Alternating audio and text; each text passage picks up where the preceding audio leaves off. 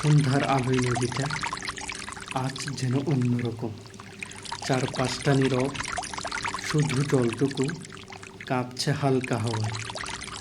গাছগুলো চুপ করে দাঁড়িয়ে আছে, যেন দিনের ক্লান্তি ভুলে তারা শুনছে নদীর কথা। নৌকাগুলো আজ কোনো গন্তব্যে যাচ্ছে না। নদীর তীরে তারা বাঁধা আছে, কিন্তু তাদেরও আছে হাজার গল্প। কে জানে এই নদীর পাশে কেউ বসে আছেন, হয়তো ভাবছেন ফেলে আসা জীবনটা ঠিক এই নদীর মতো। চলে গেছে, কিন্তু থেকে গেছে অনেক স্মৃতি। নদীর সন্ধ্যা যেমন শান্ত, তেমনই গভীর। আমাদের ভেতরের কথাগুলো যেন মিশে যায় নদীর ঢেউ।